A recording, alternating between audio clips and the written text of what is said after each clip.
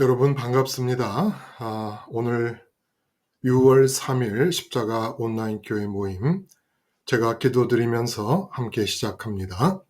기도하겠습니다. 하나님 아버지, 요즘 저희가 대하여 하나님께 듣는 말씀 속에서 예루살렘 교인들과 유대 종교 사이에, 그리고 사울과 스데반 집사님과 빌립 집사님 사이에서 신성 모독과 신성 사랑이 혼동이 되고 있고, 신성을 무시하는 것을 신성 공경이라 혼돈하고 있는 상황을 접하게 됩니다. 그러나 이 영적인 상황이 2000년 전의 상황만은 아니라서 지금 우리도 신성을 모독하며 신성을 사랑하는 것으로 착각하고 신성을 무시하며 신성을 공경하는 것으로 생각하며 신앙생활을 해왔던 우리들을 발견하게 되고 그러한 이웃들을 보게 됩니다. 아버지 하나님, 이 시간 저희가 함께 모여 말씀을 나누는 가운데 진정으로 하나님의 신성을 사랑할 수 있게 해 주시옵시고, 진정으로 신성을 모독하고 무시하는 것이 무엇인지를 분명히 깨달아 살아계신 하나님과 관계하기에 신앙이 정말 생생하게 살아 움직이는 사람들로 변화받는 귀한 은총의 시간이 되게 하여 주시옵소서. 마지막까지 우리 한 사람 한 사람을 모든 생각과 감정과 의지, 그리고 우리의 영혼까지도 온전히 성령이 지배하심을 따라 영적으로 푸른 초장과 실만한 물가를 논이는 시간이 될 수 있도록 은혜 내려 주시옵소서. 예수님의 이름으로 기도드리옵나이다. 아멘. 여러분, 수요일, 그리고 아니죠, 화요일, 수요일 제가 이 요일을 하나 이렇게 정확하게 기억을 못해서 맨날 화요일 날 우리가 하차감 신앙이 승차감 신앙을 박해한다. 이게 웬일이냐 이겁니다. 응? 똑같은 신앙인들인데 이 똑같다고 하는 것이 똑같은 게 아닌 모양인지 하차감 신앙이 승차감 신앙인들을 박해하는 상황을 접하게 됩니다. 그리고 또 이렇게 박해를 받아서 흩어진 승차감 신앙인들이 박해를 받아 흩어졌음은 약하고 실패하고 빼앗김을 말하는 것인데, 이렇게 약한 처지에 강제로 처하게 된 사람들, 그래서 인생을 망쳐버렸구나라는 생각이 들 상황에 처한 사람들, 이 사람들이 세상을 이기는 괴력을 나타내는, 참 흩어진 자들이 두루다니며 복음을 전할세, 이 한마디가 이런 참 놀라운 의미를 품고 있다는 것입니다. 세상을 뺏겼는데 뺏긴 세상에 아랑곳하지 않고 뺏긴 세상을 보충하기 위한 세상을 위한 어떤 이 노력 대신에 복음을 전함으로써 세상을 통째로 이겨버린 그런 괴력을 보이는 거예요. 이건 능력이라고 하기도 정말 약하고 어감이 위력이라고 하기에도 마땅치 않아서 제가 느끼는 대로 이건 괴력이다. 괴력이라는 것은 정상적인 상태에서 사람이 보일 수 있는 힘이 아니다. 참으로 이해하기 어려운 그런 사람에게서 나타난 능력이다. 이런 의미에서 괴력이라는 단어를 사용을 했습니다. 그 말씀의 맥락은 우리가 다 아시지요. 스테반 집사님이 하늘이 열리고 하나님의 영광과 우편에 인자 예수님이 계신 것을 봅니다. 그리고 사람들이 산헤드린 공회의 의결을 거치지도 않은 채로 분노에 차서 끌고 나가서 돌로 쳐 죽이게 됩니다. 근데 이제 그 자리에 공권력을 대표하는 입장에서 사울이 서 있었습니다. 그리고 그 사울이 이제 그 산헤드린 공회로부터 정식으로 권력을 위임받아서 교회를 잔멸한다. 그러니까 사울이 멧돼지가 된 거예요. 그래서 잘 가꾸어져 있는 보살핌을 받고 있는 포도원에 멧돼지 한 마리가 들어가 난장을 부리는 것 같이 그 교회 탄압이 어느 정도로 아주 집요하게 이루어졌느냐 하면 각 집에 들어갔다 그래요. 와, 그러니까 가가호호 정보를 다 손에 쥐고 이들인 예수 믿는 사람들이 다른 정보를 쥐고 가서 남녀를 끌어다가 옥에 가두는 엄청난 일을 지금 사울이 하는 바람에 예루살렘 교회가 조직화의 시점에서 멈춰버리고 조직화가 멈춰버리고 온 교인이 흩어져 버리는 일이 발생하게 됩니다. 근데 이 흩어진 사람들이 그렇게 정말 세상 것은 아무것도 없는 상태에서 그 없는 세상을 보충하기 위하여 절치부심하는 것이 아니라 오히려 더욱더 세상을 아랑곳하지 않고 세상의 조건과 상황을 아랑곳하지 않고 복음을 전하는 상황이 벌어졌다. 그래서 참 놀라운 의미가 있죠. 사울이 앞장서서 한 이 박해를 통해서 복음이 예루살렘의 경계를 넘어 이방 세계로 번져나가기 시작을 합니다. 근데 사울이 바울 되어서 한 일이 이방 세계로 복음을 전하는 일이었습니다. 그러니까 하나님의 섭리 가운데 사울은 의도치 않게 교회를 박해함으로써 복음이 예루살렘 경계를 넘게 만들었고 또 사울이 바울이 된 뒤로 또 하나님의 섭리 안에서 이방 세계로 이제는 자발적으로 복음을 들고 목숨 걸고 뛰어나가는 사람이 됩니다. 이 감동이 있어요. 응? 이 사울이라는 한 사람의 생애 속에 역사하시는 하나님의 섭리가 이게 마음에 울림이 있습니다.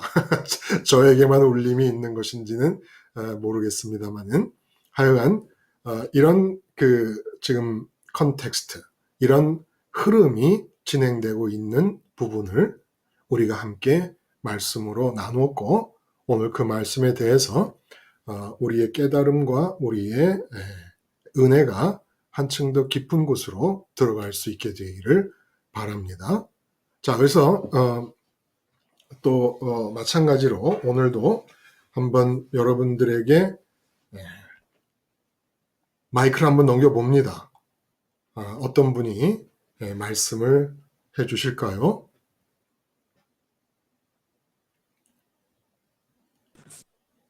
네, 목사님. 네, 김수민님. 저는 예, 이제는 이틀에 걸쳐서 말씀하시는 하차감 신앙과 승차감 신앙에 대해서 네, 묵상을 하게 됐어요. 네, 근데 이제는 하차감을 갖고 있는 사람이나 승차감을 갖고 있는 사람의 공통점은 네, 하나님이라는 거예요. 예, 그렇죠. 네, 근데 이제 하나님의 제가 이름을 이제 부르는 거죠. 네, 예, 예, 근데 이제는 제가 느낀 거는 하차감의 신앙이었을 때도 하나님이랑 같이 있다고 생각한 적도 있고, 음, 이제 그 하나님이 이 세상에 대해 무엇을 이제 남들 보기에 정말 애들이 잘 되고 뭐 금전적으로 크게 표가 나가지고 그게 이제 하나님의 은혜라고 생각한 적도 있었고, 음, 근데 이제는 그거는 진짜 내가 하나님과의, 살아계시는 하나님과의 관계를 유지하는 게 아니었다는 걸 알게 됐고요. 음, 네, 승차감 신앙은 제가 목사님이 괴력이라고 하셨는데 저는 이 말이 너무너무 잘 맞는다고 생각해요. 예, 살아계시는 하나님하고 관계를 맺고 또 이제는 그 그리스도 사건으로 통해서 이제 저희가 이제 하나님을 만나면은 그렇죠. 정말 제 형편이나 내 조건이나 뭐 모든 거, 뭐 애들, 남편, 뭐 경제적 모든 것이 진짜 어, 참담하거든요, 목사님. 지금 근데도 실제로 볼 어, 때는. 예, 예. 예, 예. 그리고 근데 제가 거기서 평강하고 만족하고 기쁨이 있단 말이에요. 살아계시는 하나님을 느끼며 이렇게 승차감이 느낀다는 네, 뜻이잖아요. 그렇죠. 근데 정말 살아계시는 하나님을 느끼고 또 말씀이 정말 성경 구절이 한마디로 글자고 글씨인데도 그 말이 내 가슴에 와닿으면 진짜로 그게 내 마음에 와서 음, 그 말이 사실로 느껴지거든요. 음.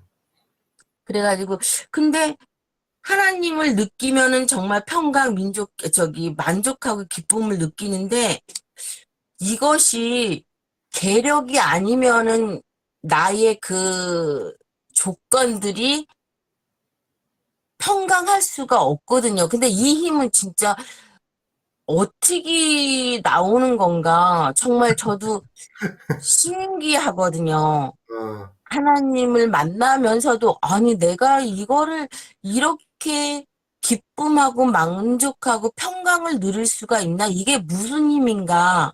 음, 음, 그런 게 묵상을 했는데, 승차감에 하나님을 느끼면은, 음, 저는 이제 느낌이 이렇게 깊어지는 느낌, 이렇게 넓어지는 느낌보다는 음. 승차감을 할 때는 정말 하나님을 이렇게 좁히면서 점점점 느껴지는 느낌이 드는 거예요. 그냥 관심의 범위가 하나님께로 네. 좁아지면서, 네. 예, 그냥 뭐, 이렇게 산만하지가 않은 아, 느낌? 아, 예, 그래서, 이게 바로 목사님이 말씀하시는 승차감의 신앙인가? 이렇게 음, 하나님으로 점점 이 사건들이 좁혀, 좁아지면서 음, 오직 하나님만 더 커지는 거, 1등이 되는 자리? 음, 그걸로 향해서 점점점 나의 마음이나 나의 생각 같은 거를 이끌어 주시는데, 이제 그게 그냥, 나는 하나님이 살아계셔. 이게 아니라 음, 내 자신이 끊임없이 음. 십자가로 향했을 때 이런 마음을 주시는 거를 제가 알겠어요. 맞아요. 네. 그래서 내가 이 십자가 사건, 이 괴력은 내가 이렇게, 이 방송을 듣는 분은 제가 어느 상황인지는 잘 모르지만, 그래도 내 나름대로 참담하다고 말할 정도면은 좀 아실 것 같은데, 감이 이 가. 네.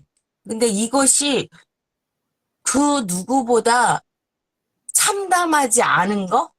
음, 음, 이것이 어떻게 나왔을까? 이 괴력은 정말, 이 힘은 음, 누가 어떻게 나를 위로하거나, 음, 뭐, 나의 그 발전을 위해서 막 설명하고 이런 게 아니잖아요. 음, 근데 이제는 이 힘이 제가 십자가를 바라보고 이제 예수님을 이제 동일시할 때 이런 마음을 주시는 게 제가 느껴서 이거 십자가 사건이 정말 계력이구나. 이상한 힘? 정말 저는 이상한 힘, 예. 뭐 어디서 볼 수 없는 힘을 제가 느꼈거든요. 내 그래서 안에서 그런 힘이 역사하는 걸 느끼는 거예요.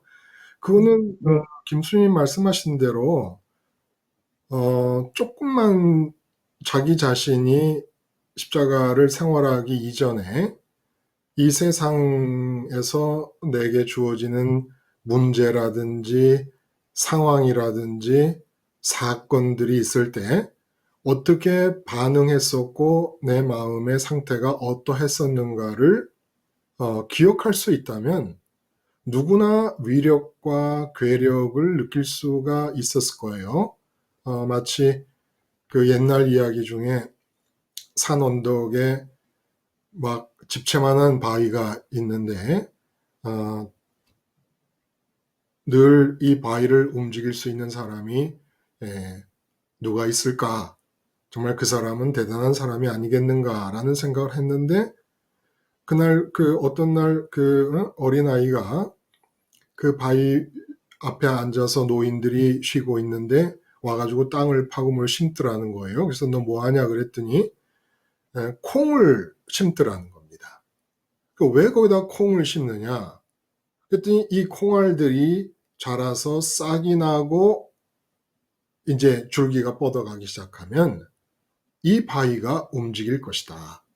이런 얘기를 했다 그래요. 그래서 참 훌륭하고 똑똑한 학생이구나, 어린이구나. 옛날 얘기, 옛날 누구한테 들었는지도 기억도 안 나는데 그런 이제 기억이 있거든요. 그런 것처럼 그 예수님 십자가를 생활하지 않을 때는 집채만한 바위가 마음을 내리누르는 것 같은 이제 그런 느낌으로 받아들였던 일들이 예수님 십자가를 기억하고 있었을 뿐인데 이상하게 그 집채만한 바위의 무게들이 똑같은 사건이 벌어짐에도 내가 느끼지 않게 되고 오히려 그 집채만한 바위 같은 사건이었던 것들이 내리누르는 상황 속에서도 지금 김수님 말씀하신 대로 내 마음에 감사가 나오고 평강이 느껴진다. 이건 진짜 괴력이지요. 응? 이건 괴력이라고 할 수 있어요. 근데 이제 괴력이라고 한 것은 정말 우리는 김순희님 솔직히 아무리 실제의 삶의 조건이 좀 참담하더라도 예루살렘 교인들이 박해를 받아서 알몸으로 쫓겨난 것 같은 상황은 아니지 않겠는가. 그러면 그냥 김수님 우리는 그냥 위력 정도에서 그냥 멈추면 어떨까요? 그래도 내가 느끼기엔 괴력이다 라고 하신다면 that's okay. 그것도 좋습니다. 근데 어쨌거나 정말 김수님이 그렇게 지금 말씀을 들으면서 느낄 수 있으셨다면 너무 반가운 일이지요. 정말 이거는 내 속에서 나한테서 나올 수 없는 좀 어떤 그 위력, 괴력이 나타나는 것이 아니라면 어떻게 내가 지금 이 상황에서 이렇게 얼굴에 웃음을 띠고 감사가 나올 수가 있겠는가? 옛날의 나를 생각한다면 이건 있을 수 없는 일이다. 이런 괴력. 이게 참 그렇게 공감이 되어진다니까 얼마나 좋습니까? 그래서 여러분들에게 한번 질문을 제가 하고 싶어요. 어떤 질문을 하냐 하면 신앙은 한마디로 신앙은 살아계신 하나님과 관계하기라고 제가 말씀을 드렸습니다. 관계하기. 그래서 이제 관계라고 하는 단어에 우리 주의를 좀 집중해 봅니다. 주의를 집중해 보면 예를 들어 남편과 아내가 있다. 근데 살아계신 하나님을 관계하는 것에 대해서 너무 유난을 떠는 것 아니냐. 부부관계를 생각해 보고 부자 모녀 관계를 생각해 볼 때, 그 다른 모든 여타의 관계들을 생각해 볼 때 살아계신 하나님과 관계를 한다는 것에 대해서 너무 유난스럽게 난리를 치는 것이 아니냐라는 질문이 나올 수도 있다는 거예요. 왜냐하면 우리가 이제 더 얘기를 강하게 이제 깊게 해 나가겠습니다만은 하나님을 마음에서 1등으로 바라보면서 그 하나님이 1등인, 그래서 하나님께 조명이 비치고 영화로운 광채 속에 하나님이 마음에 보이는, 이건 다른 말로 하면 하나님이 1등으로 있음의 느낌 대상이 되시고 하나님만이 좋음으로 지금 현재도 확신이 들어서 지금 계속해서 하나님을 소원하는 상태라야 한다 라고 말하는 것은 너무 빡빡한 거 아니냐. 부부가 관계를 해도 남편들이 밖에 나가거나 그래서 직장 생활을 한다든지 할 때는 아내도 마음에서 잠깐 잊어버릴 수도 있고 아내도 또 남편을 마음에서 보는 것을 잊어버릴 수도 있지 않냐. 아니 아내가 남편을, 남편이 아내를 또 뭐 1등으로 마음으로 바라보는 것은 신혼 1년이면 족한 것이지 어떻게 그 이상 2년, 3년, 4년, 10년, 20년이 지났는데도 남편이 밖에 나가 있을 때도 여보 당신 나 1등으로 마음으로 보고 있었어? 안 보고 있었어? 사랑이 식었어. 응? 우리 이혼해. 뭐 이럴 수는 없는 거 아닙니까? 이런 여자분이 어디 있어요? 응? 뭐 오히려 한 20년쯤 되면 당신은 나를 마음으로 보는 것을 좀 그만해라. 응? 부담스럽다. 뭐 이렇게 나올 수도 있는 게 정상 아닙니까? 근데 굳이 하나님은 마음과 뜻과 힘을 다해 사랑하라는 그 쉐마의 말씀 끝에 뭐라고 얘기하십니까? 집에 있을 때나 나갈 때나 앉아 있을 때나 서 있을 때나 길을 갈 때나 누워 있을 때든지 일어날 때든지 마음과 뜻과 힘을 다해 여호와를 사랑하라는 말씀을 너도 마음에 새길 뿐만 아니라 자녀들에게도 그렇게 가르쳐라. 아니 길을 갈 때든지 집에 있을 때든지 앉아 있을 때든지 누워 있을 때든지 일어날 때든지 그것도 모자라서 손목에 기호를 삼고 이마에 표를 거꾸로 댔나요? 하여간 그렇게 하라는 거예요. 뭐 이렇게 유단을 떨어야 되느냐. 그런 생각 들지 않습니까? 여기서 우리가 신앙에 있어서 참 중요한 얘기를 한 가지 할 수 있을 것 같아요. 어떤 얘기냐 하면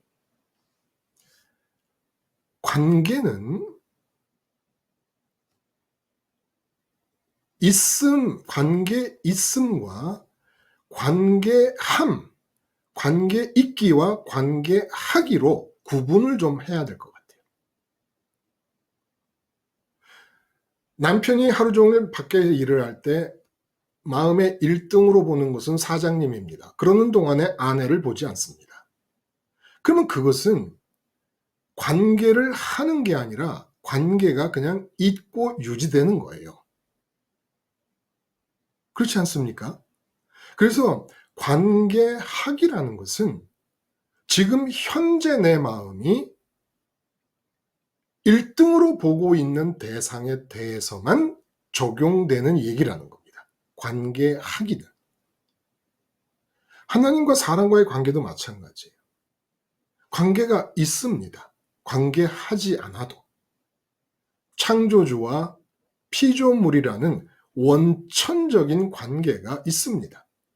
남편과 아내의 관계, 부모와 자식의 관계보다 더 우선적인 관계로 창조주와 피조물이라는 관계가 있지만 관계의 하기는 언제나 지금 현재 내 마음이 무엇을 1등으로 보고 있는 중이냐, 1등으로 보고 있는 대상에 대해서만 나는 관계를 하는 겁니다. 실제 그 대상이 내 이 육체의 눈에는 보이지 않아요. 딴 데 가 있기 때문에. 미국에 가 있습니다. 미국에 자식이 가 있다 하더라도 내 마음에서 지금 그 자식을 1등으로 보고 있으면 관계를 하는 겁니다. 그러나 부부가 한 이불을 덮고 자는 중에도 남편은 사업 생각하고 부인은 자식 문제 생각하고 있으면 남편과 아내는 서로 관계가 있을 뿐이지 관계를 하는 게 아니에요. 남편은 사업과 관계를 하는 것이고 부인은 자녀와 관계를 하고 있는 중인 겁니다. 그러므로 관계가 있다는 것과 관계를 한다는 것이 구분이 가야 되는 것이죠. 근데 관계를 한다는 것은 항상 지금 현재 내 마음이 1등으로 보고 있는 것, 본다라는 말이 뜻하는 바는 지금 그 대상에게, 내 마음속에서 그 대상에게만 조명이 비춰지고 있다는 겁니다. 그 대상만 보인다는 거예요. 그 대상만 보일 때 관계하기를 하는 중이라는 겁니다. 그래서 이 관계하기라는 것이 다른 사람들은 모르는 거예요. 내가 마음에서 지금 현재 1등으로 바라보고 있는 대상이 무엇인지를 실제로 모르는 겁니다. 예를 들어 사장님 앞에서 막 야단을 맞는데도 속에서는 웃음이 크크크크 나와요. 왜 그렇습니까? 사장님 아들은 연대 들어갔는데 내 아들은 서울대 들어갔습니다. 그래서 회사에서는 내가 당신한테 졌지만 자식은 내가 이겼다. 그래갖고 야단을 맞는데 소리 크크크크 해요. 그러면 자식을 관계하고 있는 겁니다. 관계하기라는 것은 이렇게 마음이 지금 여기서 현재 마음이 1등으로 보고 있는 대상에 대해서만 쓸 수 있는 말이라는 거예요. 근데 그 관계하기를 하나님은 집에 있을 때든지 나갈 때든지 앉아 있을 때든지 일어날 때든지 길을 갈 때든지 언제 어디서든지 어떤 상황에서든지 하나님만을 1등으로 보라는 얘기입니다. 이게 신앙이에요.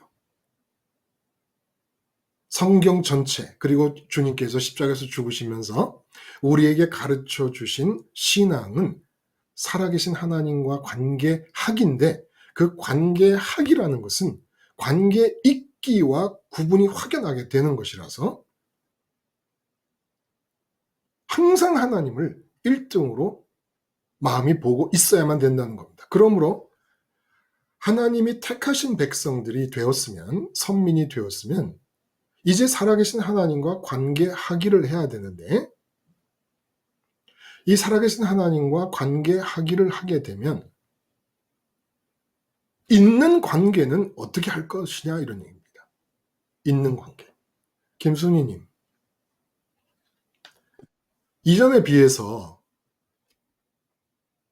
남편이 관계하기보다는, 옛날에는 돈을 벌 때는 잘했다고 관계했고 돈을 못 벌 때는 못했다고 불평하며 관계를 했잖아요.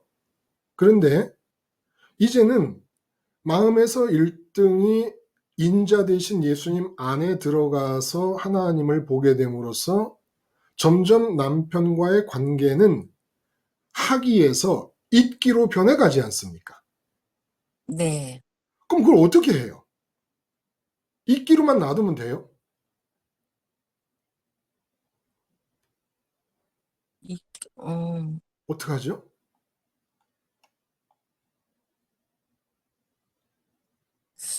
근데 저는 이렇게 생각을 했어요. 남편 있기가 이제는 그 관계는, 전하고 다르잖아요. 예, 예.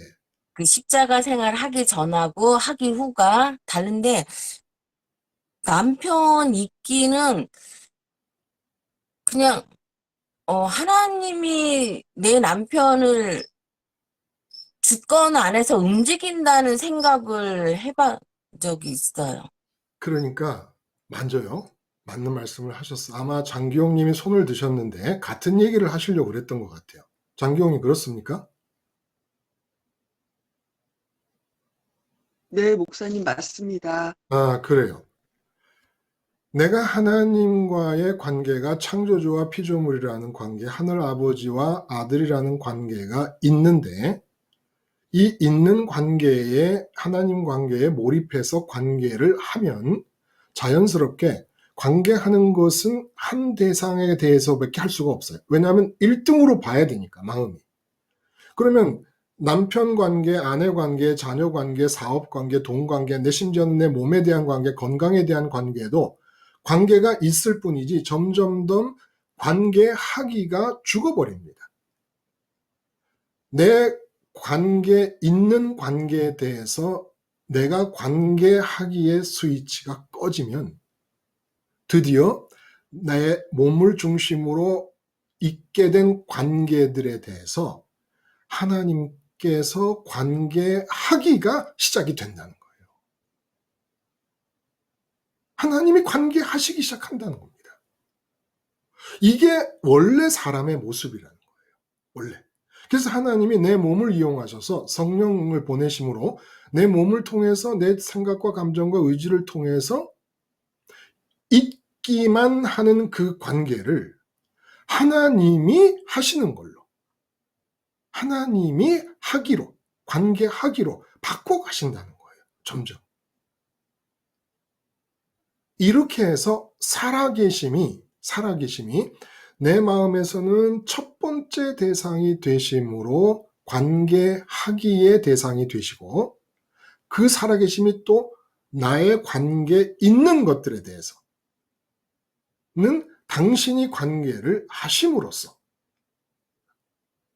하나님의 살아계심이 주권적으로 또 나타난다는 겁니다. 그래서 하나님 신앙이란 뭐냐? 하나님, 살아계신 하나님과 관계하기다. 관계하기. 그렇게 하나님을 관계하면 하나님께서 내 몸과 관계가 있는 것들은 당신이 관계하신다. 이게 신앙인의 인생과 영생에 관한 이야기가 될 수 있다는 겁니다. 근데 여기서 우리가 승차감과 하차감의 이야기를 한 이유는 관계를 한다라고 하는 것이 한 대상이 내 마음에서 1등인 상태가 유지되고 있는 것이기 때문에, 마치 자동차를 타고 자동차가 계속 달리는 중에 그 자동차 안에 사람이 달리는 동안에 계속 머물고 있어야 되지 않습니까? 뇌를 내면 차를 세워야 되잖아요. 그런 것과 비유할 수 있어서 승차감 신앙이라고 한 겁니다. 계속해서 하나님을 마음으로 1등으로 보면서 관계하기를 한다는 것은 하나님과, 살아계신 하나님과의 관계를 올라탔다라는 얘기가 된다는 겁니다. 그렇게 말씀을 들을 때 하나님과의 관계를 올라탔던 사람이 아내 앞이나 회사에 나가서, 직장에 나가서 마음으로 첫 번째 보는 것이 바뀌어버립니다. 그러면 하나님과의 관계에서 하차해서 다른 관계를 올라타는 겁니다. 다른 관계를 내가 올라타면, 그래서 내가 그 관계를 하게 되면 그 관계를 하나님이 하실 기회를 뺏어버리는 것이죠. 내가 계속 회사에서도, 아내 앞에서도, 남편 앞에서도, 자식 앞에서도 하나님, 살아계신 하나님과의 관계하기를 올라타고 있었으면, 그래서 계속 하나님이 첫 번째 대상으로 예수님 안에서만 가능한 거죠. 십자가에 대해서, 아내에 대해서 죽은 자임을 인정하고 회사에 대해서 죽은 자임을 인정하니까 하나님만이 첫 번째 대상으로 보이는 일이 유지되는 거 아닙니까? 그래서 의식으로 십자가를 붙잡고 있는 것이 하나님과의 관계 안에 올라탄 거란 말입니다. 계속 올라타고 있었더라면, 이거 어렵죠. 어려워요. 사장님이 나타난다는 것은 마치 빨간 신호등과 같아요. 하나님과의 관계를 이제 멈춰라. 이제 나하고 관계해야 될 때가 됐다. 아내가 나타나서 여보 하고 소리 딱 지르면 이건 빨간 신호등입니다. 이제 당신이 마음에서 무엇을 보고 있었든지 간에 이제 나를 봐야 될 때가 됐다. 그러므로 당신, 그 나를 만나기 전에 1등으로 보고 있던 그 관계로부터 이제 다차를 해라. 나를 1등으로 봐라. 거기다 또 자식이 나타난다 그러면 자식이 나를 1등으로 봐라. 계속해서 빨간 신호등으로 차를 세워서 우리를 끌어내리려고 합니다. 살아계신 하나님과의 관계에 승차하고 있는 상태에서 끌어내리려고 하는 거예요. 근데 박해를 받아서 쫓겨났습니다. 얼마나 강력합니까? 당장 먹거리, 마실거리, 입을거리, 잠잘 때 이런 모든 것들이 절박한 상황이 되지 않습니까? 그런데도 이 사람들이 살아계신 하나님과 관계하기 위해서 내려오지 않았다는 거예요. 내려오지 않았다는 겁니다. 그러니까 제가 괴력이라고 하는 말을 쓰지 않을 수가 없었던 거죠. 응? 우리는 요만한 일만 생겨도 첫 번째 조명을 받고 그래서 내 마음이 있음을 느끼는 대상이 후까닥 바뀌어버리지 않습니까? 눈에 보이고 귀에 들리고 몸으로 느낄 수 있는 요만한 일만 생겨도 그렇게 되는 거 아니에요? 근데 이 사람들은 삶의 터전이 하루아침에 송두리째 날아가 버린 상태인데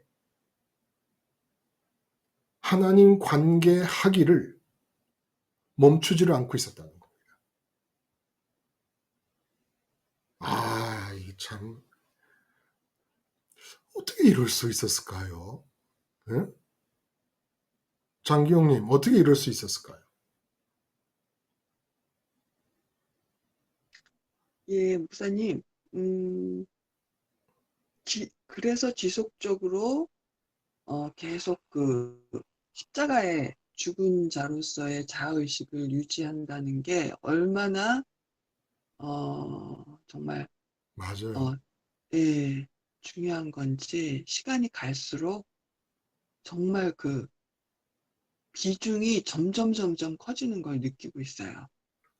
그 말씀 참 잘하셨어요. 시간이 갈수록 사실 장기용님하고 저하고 이렇게 말씀을 나누면서 비록 온라인으로 나눴지만 십자가에 관한 얘기를 서로 주고받고 듣고 한 것이 그중에 십자가라는 단어가 몇 번 얘기가 됐을까요?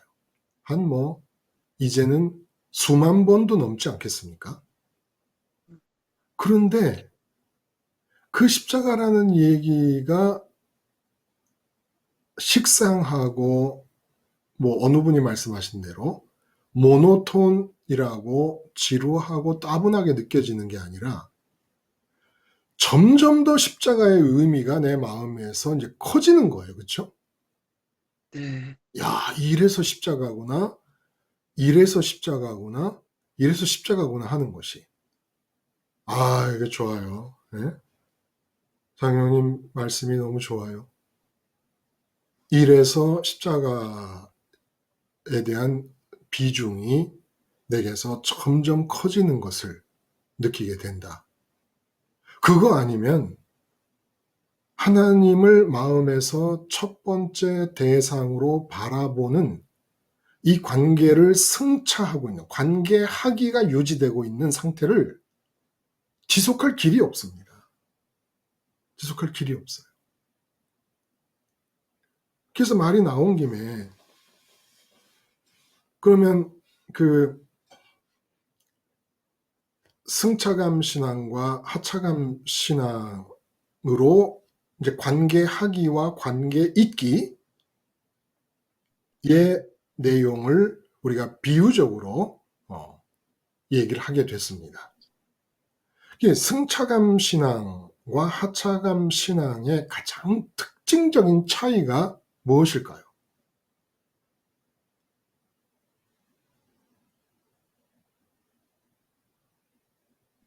네. 가장 특징적인 차이가. 우리가 지금 현재, 하차감 얘기할 때. 예, 지금 현재, 네, 지금 이 순간이더라고요, 항상. 예, 과거도 아니고, 미래도 아니고, 지금 이 순간 내가 하나님을 올라타서 완전한 만족을 느끼고, 감사를 느끼고, 기쁨을 느끼는 그 순간이 지금 이 순간이더라고요. 음, 예, 그래서, 음, 항상 어떤 일이 이제, 그 와중에서도 이제 세상적인 일이 들어왔을 때 그 대상을 완전히 빨리 바꾸는 거죠. 음, 예, 대상이 안 들어오지는 않는 것 같아요, 맞아요. 목사님. 예, 예. 네네. 우리가 사람이니까, 예, 네네. 몸을 입고 있고. 예. 그랬을 때 그 대상을 빨리 바꿔서 내가 지금, 음, 정말 1등으로, 십자가를 통해서 1등으로 하나님이 내 마음에 계시느냐, 이거를 느끼고 있고요. 아까 질문이 뭐였죠, 목사님? 아, 그 승차감과 하차감을 우리가 사전에서 정의를 하잖아요. 네네. 네, 근데 하차감은 이제 승차감 신앙과 하차감 신앙의 가장 두드러진 아, 특징, 차이라고 네. 한다면, 이제 네. 승차감이라는 것은 다른 사람의 시선이 닿지 않는 상황에서 갖게 되는 내 느낌이라는 거예요. 네네. 내가 차를 타고 가고 있는데 다른 사람들은 내가 지금 그 어, 차에 대해서 어떤 느낌을 갖고 있는지를 모르는 상황이라는 겁니다. 네네. 네. 근데 이제 아, 하차감이라는 것은 네네. 차에서 내릴 때 그 차에서 내리는 상황을 사람들이 보고 있는 시선을 어떻게 느끼냐. 그 시선을 느낀다는 거예요. 네. 그래서 내가 아주 뭐 고급 차를 타고 있다가 주차장에서 내리면 사람들이 언뜻 안 보는 듯 보면서 아, 저 사람은 돈을 얼마나 벌었기에 저렇게 비싸고 좋은 차를 타고 다닐까라고 하는 시선으로 볼 때 그 느낌이 하차감이라는 거죠. 하차. 네. 네. 네. 그러니까 사람들의 시선이 기준이 돼서 승차감과 하차감을 가르는 것이라는 겁니다. 그러니까 하나님과 관계하기는 하나님 관계를 올라탔을 때는 내가 갖게 되는 기쁨이나 만족이나 평강이 사람들 눈에는 확인될 길이 없다는 거예요. 그런데 하차감 신앙은 그러는 것이 너무 답답하고 이게 개운치 않으니까 내가 하나님과 관계가 있다는 것을 사람들이 안다고 전제할 때 하나님 이름을 부르니까 그 하나님과의 관계가 있음을 통해서 사람들의 시선으로 확인할 수 있는 일이 벌어지는 겁니다. 그걸 원하는 거예요. 사람들의 눈 앞에서 내가 하나님 때문에 이런 일이 생긴다는 것을 알게 할 수 있게 해주세요. 하나님 때문에 내가 이렇게 복받았다는 것을, 하나님 때문에 내가 이렇게 은혜를 받고 잘 살고 있다는 것을 세상 사람들의 눈에 확인시켜 주세요. 결국 이 사람이 1등으로 보고 있는 것은 세상에서 사람들이 선망할 수 있는 영광의 자리인 것입니다. 성공의 자리요, 형통의 자리요, 번영의 자리인 것이죠. 그걸 1등으로 보고 있으니까 관계하기를 세상에서 1등하는 세상의 성공 번영과 관계를 하고 있는 것이죠. 그것이 있음을 느끼고 그것이 진짜다. 이 세상의 성공이 진짜다. 그것이 좋은 것이다. 그것을 소원하는 그 관계를 하는 겁니다. 그렇게 될 때 뭘 만끽하는 겁니까? 이 세상 사람들의 시선을 만끽한다는 거예요. 봐, 나를 봐. 실제로 돈을 많이 벌어도 그 사람 속을 뒤집어 보면 100% 확신할 수 있는 것은 돈을 아무리 많이 벌어도 마음은 채워지지 않습니다. 하나님 크기의 마음이니까. 지구를 다 팔아도 하나님을 채울 수 없으니까. 지구를 다 팔아도 채울 수 없는데 내가 돈을 아무리 많이 벌었다고 채워지겠습니까? 안 채워져요. 그런데도 돈을 버는 것이 소원인 이유는 뭡니까? 세상 모든 사람들이 돈 벌기를 바라고 있기 때문에 돈 벌기를 바라는 시선으로 돈 번 나를 바라볼 때 그 시선을 즐긴다는 거예요. 이렇게 다보니 심리학적인 이 해석이 2000년 전에 사울과 유대 종교와 바리새인들에게 그대로 적용이 된다는 얘기입니다. 제가 이제 고민을 한 거예요. 어떤 고민을 했냐면 그냥 사울이 박해를 했다. 산헤드린 공회와 유대 종교가 교인들을 박해했다. 이렇게 얘기하고 지나가면 되는 겁니다. 그런데 이 사울의 박해는 상부에서 지시를 받아서 임무를 수행해서 한 박해가 아닙니다. 자발적으로 우러나서 한 박해인 거예요. 실제로 스데반 집사님에게 분노했고 사울은 확신한 겁니다. 이 교인들은 멧돼지가 포도원을 황폐케 하듯이 멧돼지한테 3일만 주면 아무리 넓은 웬만한 포도원이라도 다 끝장나지 않겠습니까?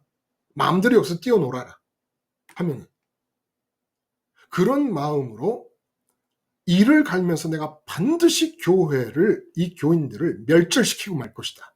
선민의 나라, 하나님이 택한 백성의 나라 이 현장에서 완전히 멸절시키고 예루살렘에서 뿐만 아니라 주변 도시로까지 가서라도 내가 아주 뿌리를 뽑을 것이다. 이런 생각을 한 거예요. 무섭지 않습니까? 그럼 도대체 스데반 집사님의 죽음을 마땅하다고 여기면서부터 불이 붙어버린 이 사울의 박해 심리와 분노는 이유가 뭐냐는 거예요. 이유가. 그리고 이 사울이라는 사람은 그 당시 유대 종교의 사상을 대표할 만큼 탁월한 청년이었던 겁니다. 가말리엘 문화생이 되는 게 아무나 되는 게 아닙니다. 그리고 지금 산헤드린 공회가 교인의 문제가 제일 핫한 이슈인데 이 교인이라고 하는 교회 예수 믿는 사람들의 이 존재 자체가 가장 큰 문제가 된 상태에서 이 문제 해결을 사울이라는 청년에게 위임했다는 것은 그 당시 현재로 유대 종교인 중에 바리새인 중에 이 문제를 해결할 가장 탁월한 책임자라고 산헤드린 공회가 인정을 한 겁니다.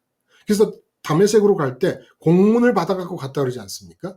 그러니까 사울, 산헤드린 공회가 너한테 교인을 전멸시킬 권한을 위임하겠다. 너의 교인에 대한 결정은 산헤드린 공회의 결정이다. 이렇게 상황이 벌어진 겁니다. 그럼 도대체 궁금한 것은 똑같이 하나님을 믿는다고 하는 선민 속에 포함되어 있는 이 사울은 스데반 집사님과 비교하고 빌립 집사님과 교인들과 비교했을 때 어떤 차이를 보이느냐는 거예요.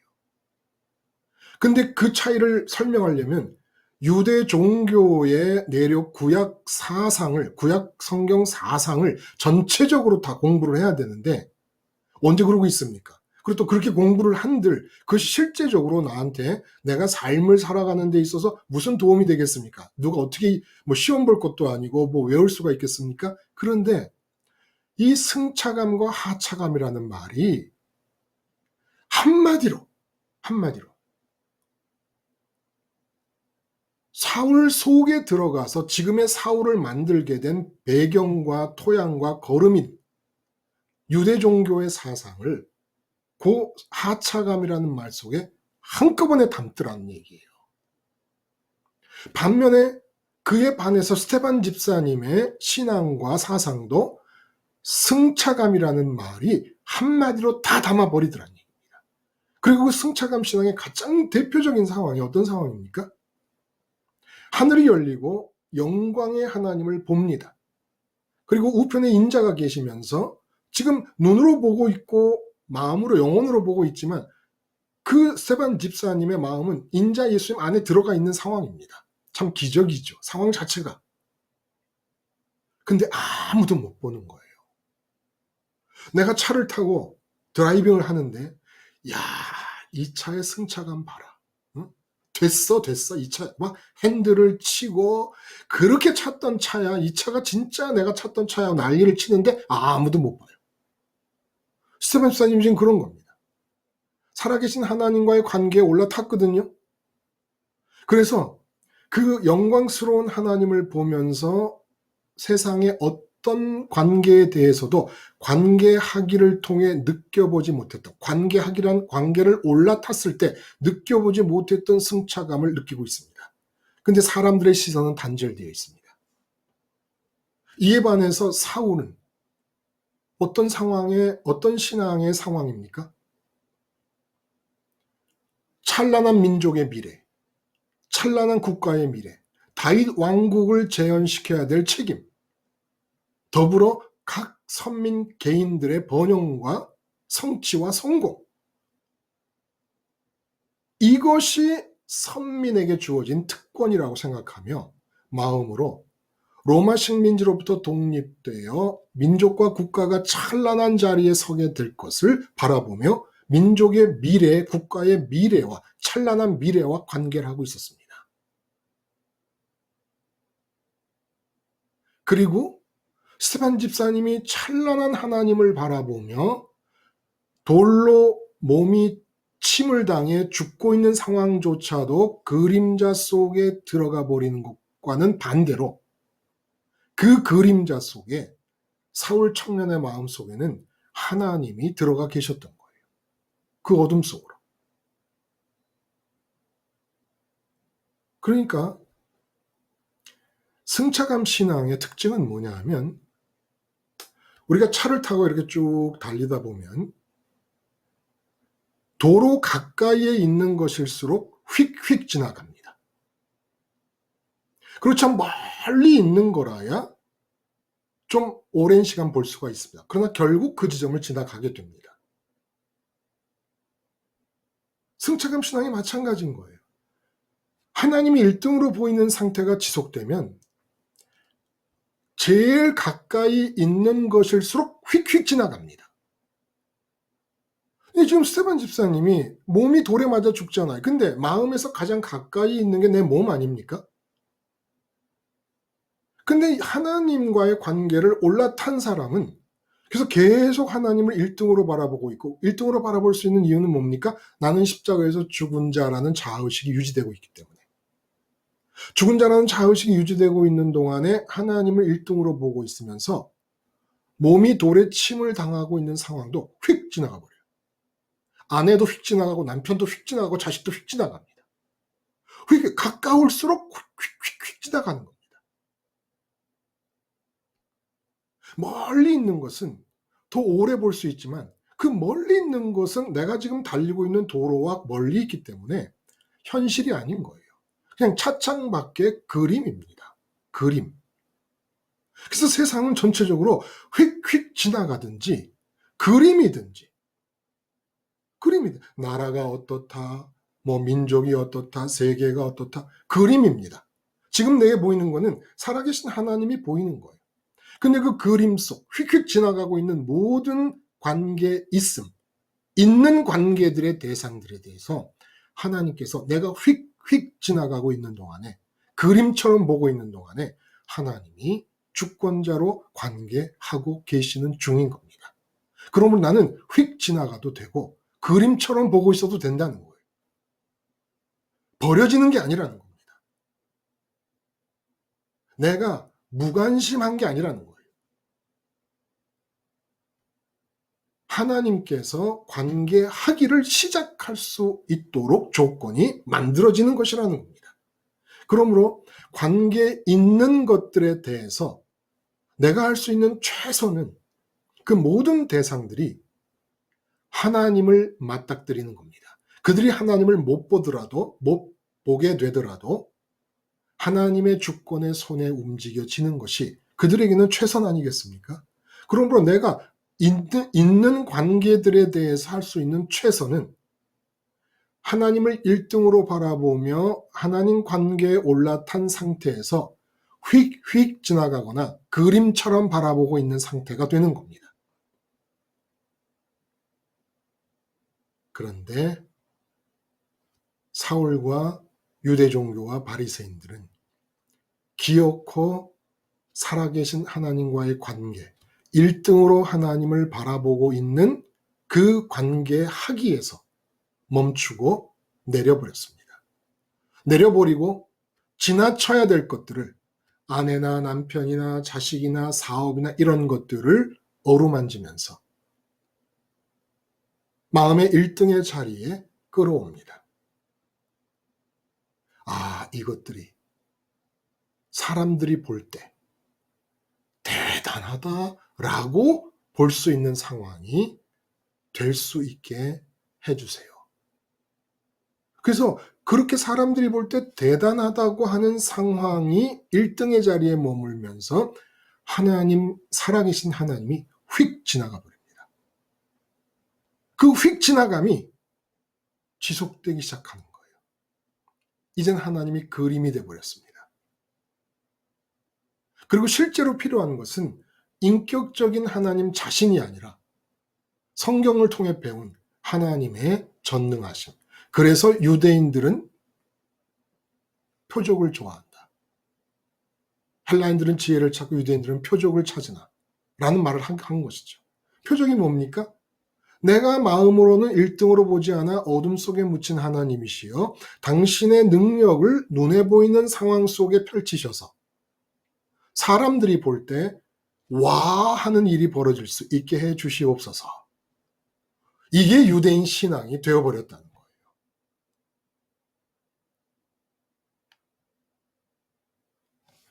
그래서 지금 이 사람들이 스테반 집사님이나 교인들이 신성 모독죄라고 해서 지금 박해를 하는 겁니다. 신성 모독죄. 제가 기도를 드릴 때 말씀을 드린 것처럼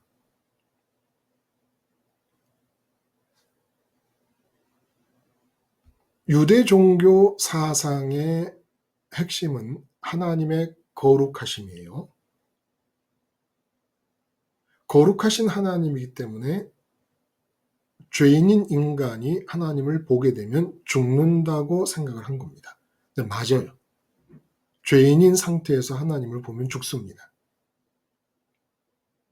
제가 이제는 한 3, 40년 됐나요? 이 법궤, 레이더스인가요?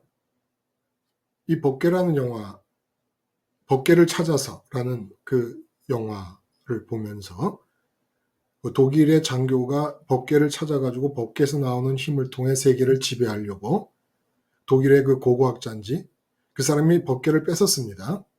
그 해리슨 포드인가요? 주인공이 해리슨 포드가 찾은 법궤를 뺏었는데 그 법궤를 이제 의식을 행하면서 법궤를 열어서 안을 확인하려고 법궤를 열었을 때 그 당사자, 독일 고고학자 당사자와 주변의 모든 군인들이 순식간에 법궤에서 나온 기운으로 온 몸이 녹으며 해골이 녹아서 아예 없어져 버리는 그런 장면이 기억이 나요.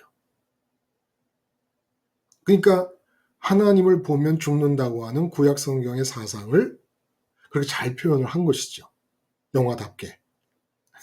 아직까지도 기억이 날 정도로 아주 정말 장면을 잘 이렇게 묘사를 해서 영화로 이제 보여준 거예요. 맞습니다, 이게.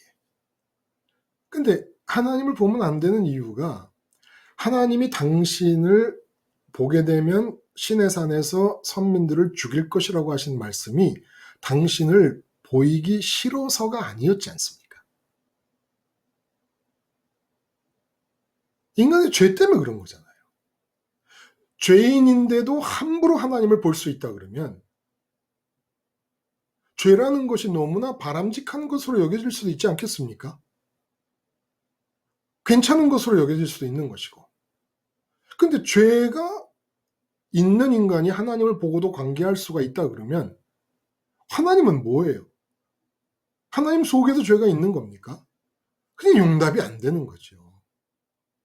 그러니까 하나님의 마음은 너무너무 간절하게 선민들에게 당신의 영화스러운 광채의 모습을 보여주고 싶은 겁니다. 마치 데이트하러 나가는 아가씨가 총각도 마찬가지죠. 서로 상대방 연인에게 내 모습이 최고로 보이고 싶은 거잖아요. 응? 아가씨가 애인 만나러 가면서 너무너무 좋아하는 애인을 만나러 가면서 잠자다 일어나가지고 대충 머리 이렇게 손으로 만지고 그리고 나가는 아가씨가 어디 있습니까? 3시간 걸려요, 3시간. 딸내미 가지고 있는 엄마들 얘기를 들어보면 애인 만나러 나가려면 3시간 이상이 걸리는 겁니다. 치장을 하는데.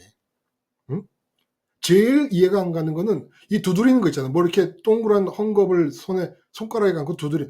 뭘 아무리 봐도 두드린다고 차이가 나는 것 같지가 않은데 계속 두드려요. 계속 두드려. 그게 마음 아닙니까? 하나님이 선민에 대해서 갖는 마음은 당신의 영화스러운 모습을 보여주고 싶으신 겁니다. 근데 죄 때문에 안 되는 거지요. 죄 때문에. 그러니까 죄를 체질로 갖고 있는 인간은 그 죄의 체질이 뭐예요? 마음이 있음을 느끼는 대상이 하나님이어야만 하는데 자꾸 몸으로 만나는 있는 관계의 대상들을 있음으로 느끼는 거. 이게 죄라는 거예요. 체질이고. 그러면 안 된다는 겁니다.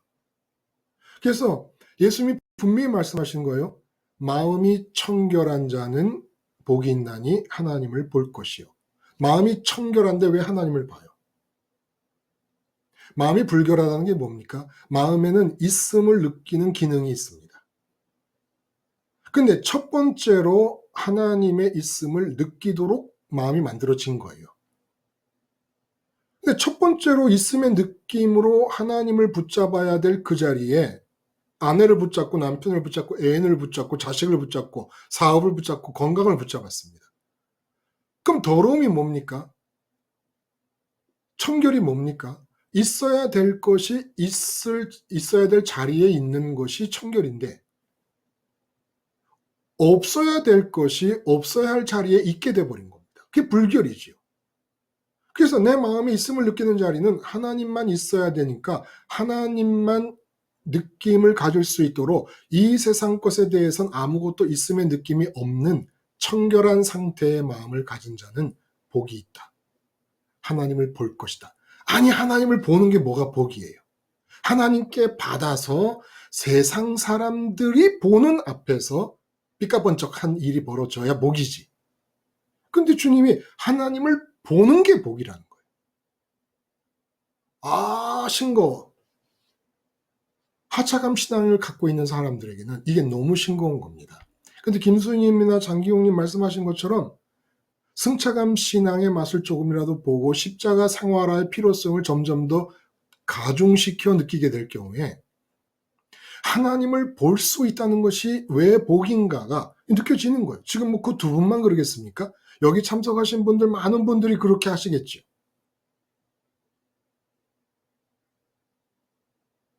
근데 유대인들이 이 하나님 보고 싶은 마음을 없앴다는 거예요. 주님은 전제하신 것이 내가 십자가를 지고 부활하고 승천하여 너에게 복음이 될 기쁜 소리가 될 것이다. 전제는 너희가 죄 속에서 나는 하나님을 보고 싶어 죽겠어. 근데 내 속에 죄 때문에 이 죄의 체질 때문에 하나님을 볼 수가 없는 내 상황을 내 실존의 상태를 탄식하는 거예요. 나 자신에 대해서 내가 원한을 갖는 겁니다. 그래서 누가복음 18장의 과부 기도의 비유에서 택하신 자들의 원한이라는 것을 전제할 때 하나님 보고 싶어 죽겠는데 자꾸 내 마음에는 세상 것이 먼저 보이는 거예요. 세상 것에 있음의 느낌이 먼저 자리를 차지하는 겁니다. 그래서 원한이 생기는 거예요. 이 원한이 생길 때 예수님 십자가는 복음이 된다 이런 얘기입니다. 이 원한이 없으면 복음이 아닌 거예요. 복음이 아닌 정도가 아니라 이 십자가가 원수가 되는 겁니다. 그래서 스데반 집사님을 박해하고 교회를 박해한 사울과 유대 종교의 심리 상태를 이해하기 위해서 이 하차감 신앙이라고 하는 거, 이들은 거룩하신 하나님을 죄인이 보면 죽는다는 이야기를 완전히 왜곡해서 받아들이고 있었기 때문에 이렇게 분노하며 하나님을 본다는 얘기에 신성모독이라고 달려다 돌려쳐 죽인 겁니다. 하나님을 봐야 되는 거거든요. 죄 때문에 못 보는데, 그래서 그 거룩함이라는 게 유대 종교의 핵심 사상인 거룩함이라는 것이 완전히 와전되어 버린 겁니다. 하나님은 거룩한 분이시니까 절대 보면 안 된다. 그래서 보이지 않는 하나님을 보는 것이 신앙이고 관계학이라는 것을 다 잘라버리고 온통 이제 신앙은 보이는 세상 쪽으로 치중이 됩니다. 보이지 않는 하나님을 봐야 된다는 쪽으로 치중이 돼야 되는데 어떻게 볼 수 있을 것이냐? 응? 내 죄의 체질 때문에 볼 수 없는 이 상태를 어떻게 극복하고 하나님을 기어코 볼 수 있을 것이냐? 그래서 스테반 집사님이 아브라함에게 영광의 하나님이 보여라고 하는 이 단어를 집어넣은 것은 구약 전체의 사상을 말라기까지, 창세기부터 말라기까지의 모든 구약의 전통적인 해석의 왜곡 상황을 한 번에 뒤집은 한 구절이라는 거예요. 신의 한 수와 같은 거죠. 봤다는 거예요. 보면 안 되는데, 하나님 보면 안 되거든. 구약 성경 전체를 해석하는 그 바리새인들의 관점, 유대 종교의 관점은 거룩한 하나님을 보면 안 되는 겁니다. 그럼으로써 선민들의 관심은 이제 보이지 않는 하나님을 봐야 한다는 관심에서 사람들의 눈으로 보이는 세계로 옮겨오게 되는 겁니다. 구약 성경을 통해 보여지는 선민의 역사가 바로 이 상황으로 옮겨진 거예요. 몇몇 걸출한 신앙의 선배들이 다윗 같은, 그리고 뭐 예를 들어 히스기야라든지 여호사밧 같은 그런 사람들이 있었음에도 불구하고 전체적인 선민의 세계는 보이지 않는 하나님은 거룩하신 분이기 때문에 보이지 않는 채로 내두는 것이 올바른 것이다. 그러므로 보이지 않는 세계를 봐야 될 선민들이 그 세계가 거룩함으로 안 봐도 된다라고 거룩함을 잘못 이해함으로써 이제 선민들의 마음은 온통 다 눈으로 보이는 세계 속으로 몰입이 되기 시작합니다. 그래서 부자 되겠다고 부흥과 다산을 원하면서 바알과 아세라 우상에 전념하게 되는 겁니다. 역사 1000년을 통해서 계속해서. 이건 무서운 일인 겁니다. 그리고 참 놀라운 것은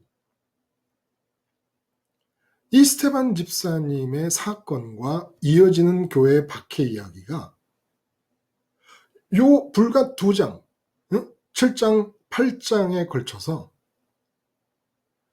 출애굽 이후 바벨론 포로까지의 구약 역사의 왜곡 상황을 요 2장이 다 뒤집어 엎어버리고 있고, 십자가 복음 사건을 통하여 교인들에게 열리는 완전히 다른 세계, 보이지 않는 하나님을 보는 세계로 지금 상황을 이전시키고 있는 중이라는 겁니다. 이 7장과 8장, 박해 이야기가. 어마어마한 사건이 기록되어 있는 거예요. 이것이. 그래서 이 사람들이 지금 신성 모독이라고 해서 지금 죽이지 않습니까? 스테반도 죽이고 교인들도 박해를 하잖아요. 하나님의 거룩하심은, 거룩하신 하나님이 인간을 지으신 이유는 거룩하심을 인간들이 못 보게 감춰두려고 하신 것이 아닙니다. 당신의 거룩하심과 영화로우심을, 그게 신성 아니에요? 그걸 써먹으려고 인간을 만드신 거예요. 써먹으려고. 그리고 당신을 보면 너무너무 기뻐하는 인간들을 보시며 하나님도 성령님도 예수님도 손을 맞잡고 기뻐하고 좋아하시려고, 천사들도 모두가 다 하나님의 그 영화로운 신성을 보고 기뻐하는 인간을 바라볼 때 천사들도 함께 기뻐하려고 인간을 만든 거예요. 거룩하심을 써먹으려고, 영화로움을 써먹으려고, 공개하려고. 그런데 거룩하기 때문에 보면 죽는다. 그래서 죄를 극복하고 싶은 마음이 생겼어야 될 것인데, 나 하나님 보고 싶어 죽겠다. 내 죄 때문에 내가 볼 수가 없다. 응? 이 죄가 체질인 나는 차라리 죽어버려야 된다. 이런 나로 살 바에는, 하나님을 못 볼 바에는 하나님의 거룩하신가 하나님의 신성을 직접 보고 관계하기에 올라탈 수 없다면은 차라리 죽어버렸으면 좋겠다 할 때 주님이 십자가에 죽으시면서 내가 네 대신 죽을게. 그래야 복음이 되는 거거든요. 근데 아무도 선민이라는 사람들이 하나님 보고 싶어 하는 사람이 없는 거예요. 그래서 진짜 신성 모독은 누가 한 줄 아십니까? 사울이 하고 있는 겁니다. 그 아름다운 신성, 너무너무 좋은 신성을 써먹으려고 사람들을 만드시고 그 신성을 바라보며 사람들이 기뻐 어쩔 줄 모르는 모습을 보고 싶어서 사람을 창조하신 건데 구약 성경 전체의 선민들이 어떻게 사상을 만들었느냐? 거룩하신 하나님은 볼 수 없다. 라고 함으로써 신성을 무시해버리는 쪽으로 흘러가 버렸다는 겁니다. 그리고 신성을 무시하고 안 보고 귀양살이를 보내놓고 신성의 하나님, 영화로운 광채의 하나님을 인간들이 볼 수 없는 궁벽한 곳 오지로 귀양살이를 보내놓고는 이것이 하나님을 공경하는 일이라고 생각을 한 거예요. 아, 놀랍잖아요. 응? 선민들이 갖고 있는 이 생각이 기상천외하지 않습니까?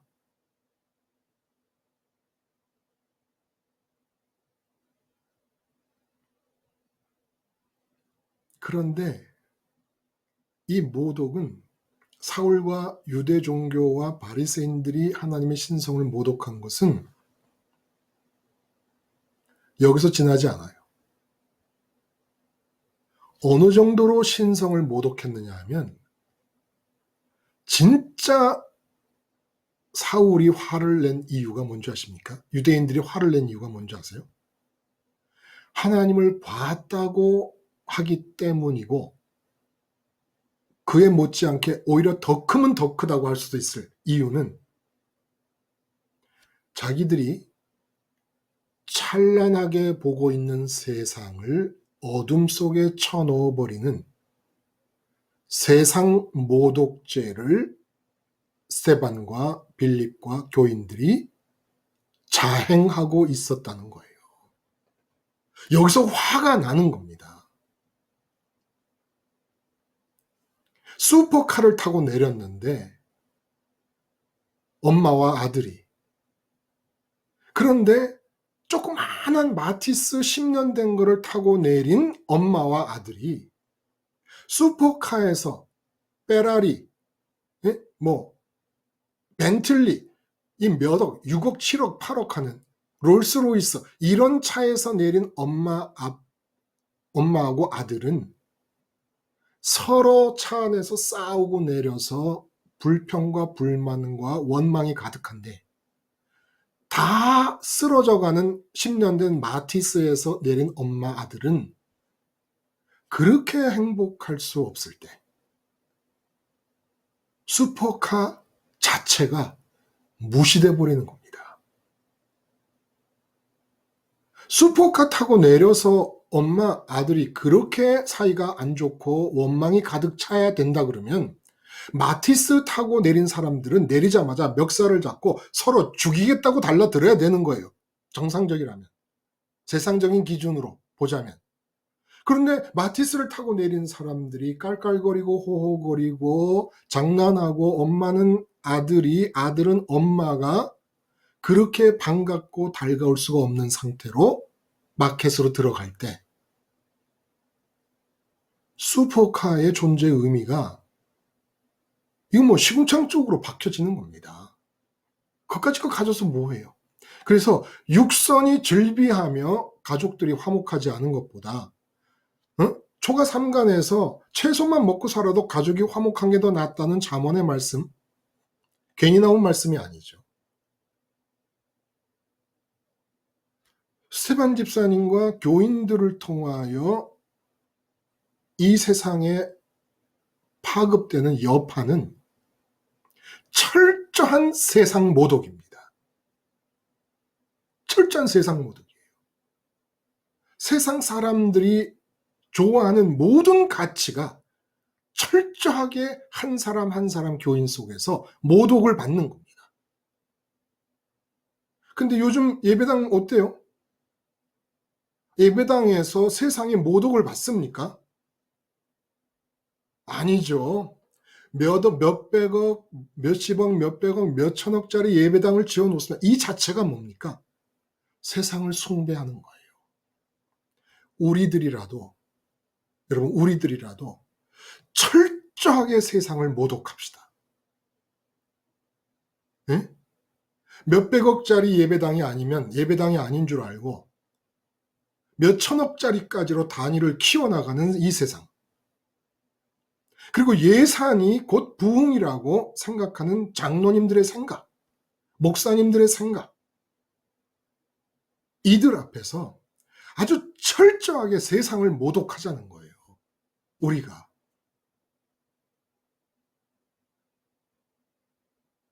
그 세상 눈에 보이는 하차감 신앙인들이 선망하고 있는 그 모든 이 세상 가치들을 철저하게 모독을 하는 겁니다. 하나도 없어도 내 마음이 인자 되신 예수님 안에서 살아계신 하나님을 보고 있는 동안에 내 마음이 세상을 향해 원하는 것이 아무것도 없다. 이렇게 철저하게 세상을 모독해 가는 겁니다. 그러면 박해가 주어질 수 있을까요? 그 다행이라고 해야 될까요? 뭐라고 해야 될까요? 요즘 세상은 이때처럼 생각과 사상과 믿음의 체계가 다르다고 돌로 쳐 죽일 수 있는 세상이 아닌 것이 다행이라 그럴까요? 그런데 이런 세상을 맞이하고도 세상을 모독하지 못한다면 너무너무 부끄러운 이야기지요. 우리가. 너무너무 부끄러운 이야기죠. 계속 세상을 숭배합니다. 마음에서 첫 번째 자리에 보면서 영화로운 광채의 세상만을 꿈꾸고 있습니다. 하차한 지가 오래됐습니다. 근데 하나님의 이름을 불러요? 그러니까 하차한 것이죠. 승차는 오로지 하나님이 첫 번째로 보일 때라야만 하나님 살아계신 하나님과 관계에 올라타고 있는 상태고 승차한 상태입니다. 근데 이 하나님 때문에 생기는 내 기쁨은 세상 사람들의 시선에는 보이질 않습니다. 나만의 느낌이고 나만의 은혜고 나만의 축복입니다. 그러므로 하나님 때문에 세상 사람들이 눈에 보이고 내 눈에 확인할 수 있는 상황에서의 변화를 꿈꾸고 변화를 바란다는 것은 이미 하차한 거예요. 하나님과 관계하기 위해서 하차해버린 겁니다. 하나님과의 살아있는 관계로부터 하차한 상태라는 거예요. 이 세상 것에 대해 뭔가를 바라고 있다는 것은. 섰다, 갔다, 섰다, 갔다를 반복하는 것이죠. 우리의 지금 상태를 보면. 그냥 고속도로처럼 쭉 달릴 수 있으면 얼마나 좋습니까? 하나님하고 이 관계하기를. 근데 이건 무슨 시내 종로 한복판을 달리듯이 갔다 섰다 갔다 섰다 내렸다 탔다 계속 지금 반복하고 있어요.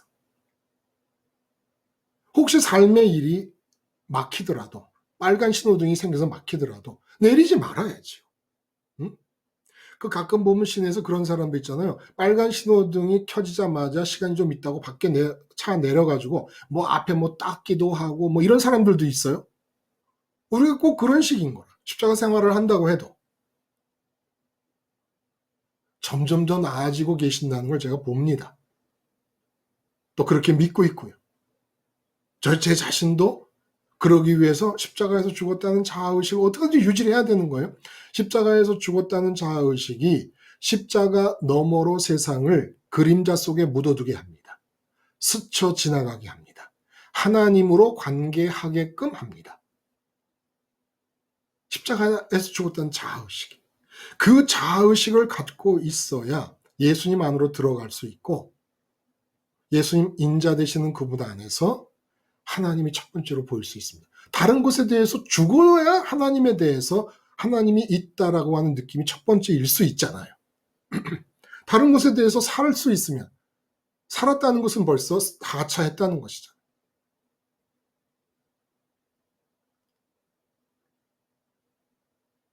그래서 이 사울과 지금 유대교는 교인들에 대해서 자기들도 모르는 모멸감을 느끼고 있는 거예요. 자기들도 모르는. 그렇게 찬란하게 보고 있는 이 세상에서의 번영과 발전과 성취와 성공을 어쩌면 이렇게 철저하게 모독을 할 수 있을까요?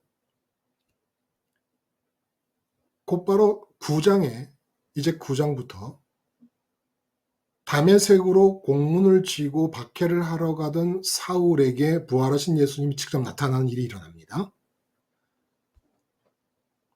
이 의미가 어마어마한 이유는 뭡니까? 부활하신 예수님이 직접 다메섹 석상에서 사울에게 나타납니다. 스데반 집사님이 하늘에 계신 거룩한 하나님을 본다고 얘기할 때 돌로 쳐 죽인 자에게 하늘에 계신 하나님이신 예수님이 직접 나타나신 거예요. 그러므로 사울이 기절을 할 일은 거룩한 하나님은 언제나 어둠 속에 묻혀 계시며 우리가 보면 안 되는 하나님인데 그 하나님이 자기 앞에 나타난 겁니다. 스데반 집사님이 하늘을 보던 그 관계가 그대로 사울에게 이식이 돼버린 겁니다. 그리고 사울도 느꼈던 거예요. 뭘 느꼈느냐? 어떻게 돌에 맞아 죽는 사람이 얼굴에 천사의 빛이 날 수가 있을 것이며 어떻게 자기를 돌로 치는 사람들을 용서해달라는 기도를 하고 죽을 수가 있을까? 더 기분이 나쁜 거예요. 자기의 죄를 용서해달래, 스데반이. 이거 어떻게 받아들여야 돼요? 응? 스데반이 지금 잘못됐다고 해서 돌로 쳐 죽이는데 돌로 쳐 죽임을 당하면서 돌 치는 사람들을 보면서 사울을 보면서 저들의 죄를 용서해 주시옵소서, 저들에게 돌리지 마시옵소서 기도를 합니다. 자존심 상하는 것까지 보태진 거예요. 분노가. 그래서 내가 교인을 진멸하고 말겠습니다 하고 달려든 겁니다. 이게 지금.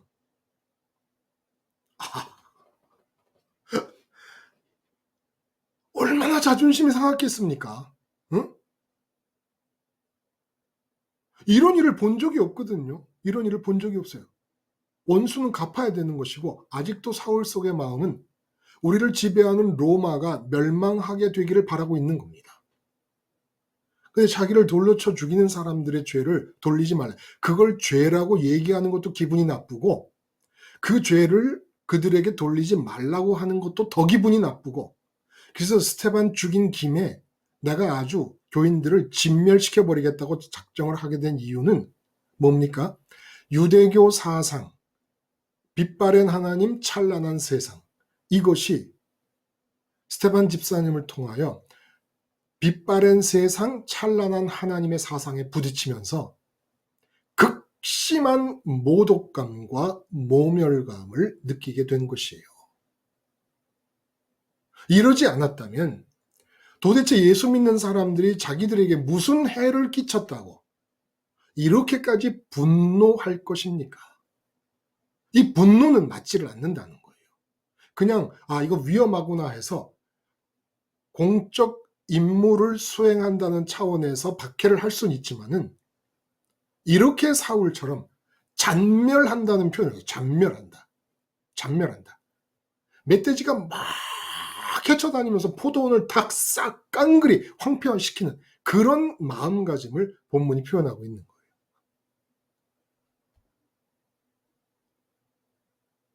그래서 우리가 이렇게 약이 바짝 오를 정도로 이 세상을 모독합시다. 세상, 너 없어도 그냥 나는 십자가 자아의식을 가지고 십자가에서 죽었다는 자아의식을 가지고 인자 예수님 안에서 하나님과 관계하기를 계속하기만 하면 내게 부족함이 없다. 여호와는 나의 목자가 되신다. 적어도 그동안 좋다고 생각했던 것을 배설물로 여긴다는 이 사도 바울의 말씀처럼 배설물로 여기는 배설물로 그것이 좋아가지고 스테반 집사님을 죽이고 교인들을 잔멸했는데 그 좋은 것들을 모독했을 때 너무너무 분기탱천한 거 아닙니까? 근데 그렇게 자기에게 모멸감을 줬던 찬란한 세상을 이제 배설물로 여긴다는 거예요. 자기도 똑같이 모독을 해요. 스테반 집사님은 세상 것을 배설물로 여긴다는 말은 안 했거든? 근데 사울은 세상 것을 배설물로 여긴다고 그래갖고, 그러니까 페라리 타고 내린 사람한테 어유 배설물, 재벌들을 만나가지고 어유 이 배설물 덩어리에서 어떻게 사느냐고 이렇게 말한다고 생각을 해보세요. 응?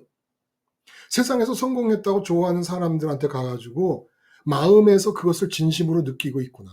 페라리를 타도 재벌이 되어도 십자가에서 그것들에 대해 죽었다고 생각해서 휙휙 지나가면 상관없습니다.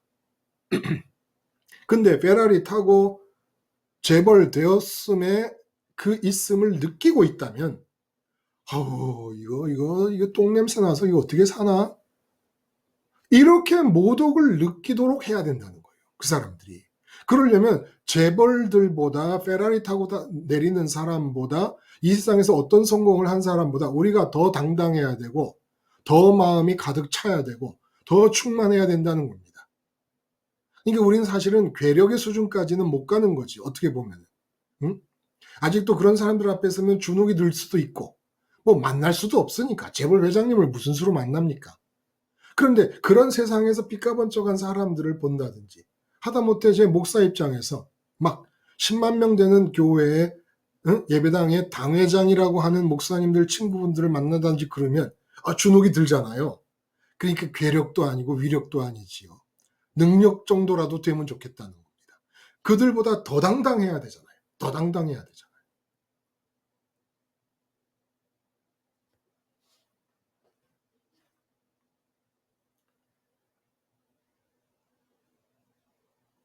이 괴력에 의해서 뒤집혀져 버린 마을이 생깁니다. 사마리아 사람들. 사마리아 사람들은 주눅이 들어버린 사람들이에요. 까짓 뭐 주눅 안 들면 되잖아요. 왜 주눅이? 유대인들이, 유대 종교가 자기들을 개로 여기면서 유대 사회에 있는 창녀나 세리나 죄인들과 똑같이 취급을 해버립니다. 그럼 자기들도 무시를 하면 되는데 그럴 수 없는 것이 여호와 하나님과 관계하기에 있어서 여호와 하나님 신앙에 있어서 유대교가 주도권을 쥐고 있거든요. 왜 주도권을 쥐고 있습니까? 성전이 예루살렘에 딱 있으니까. 그리고 자기들은 아수르에 망했을 때 그 사마리아 지역은 말씀드린 대로 아수르의 이주 정책에 의해서 사마리아에 거하던 그 열지파가 이루어져 북왕국 이스라엘이 열지파로 이루어져 있지 않았습니까? 그 사람들을 멀리 딴 곳으로 보내버리니까 그건 흔적도 없어져 버렸고 그리고 다른 지역에 있는 이방인들을 이 북왕국 이스라엘 지역에 갖다 심었습니다. 그러니까 거기 남아있던 이스라엘 지파 사람들하고 혼혈이 일어나 버린 거예요. 그걸 자기들이 압니다. 역사적으로. 근데 남왕국 유다는 어쨌든지 간에 다윗 형통, 다윗의 가문 그리고 므낫세인가요? 베냐민인가요? 함께 두 지파 반인가가 남왕국으로 쭉 이어져 오지 않았습니까? 다윗의 계보를 잇고 있고 성전이 그 안에 있어요. 그러니까 누가 뭐라 그래도 정통성을 인정하지 않을 수 없는 상황에서 정통성을 붙잡고 있고 주도권을 붙잡고 있는 사람들이 자기들을 개로 여깁니다. 이거 주눅 들잖아요. 이 부담을 벗어볼 수도 없고 그렇다고 하나님을 놓을 수도 없는 그런 상황이 된 겁니다. 그래서 뭐 잡신의 사상들이 혼합되어 있는 그런 상태였죠. 근데 개 중에서 수가성 여인처럼 여호와 하나님께 드리는 예배의 문제를 가장 큰 문제로 생각하고 있었던 사람도 있었던 거지요. 그래서 사마리아 사람들이 하나님의 이름을 놓지도 못하고 있고 유대인들처럼 정식으로 하나님과의 관계에 선민이라고 자처하지도 못하는 상태에서 어정쩡하게 있을 때에 빌립이 와서 전도를 하는데 뭐라고 하느냐? 아, 이거 들어보지도 못한 얘기를 하는 겁니다.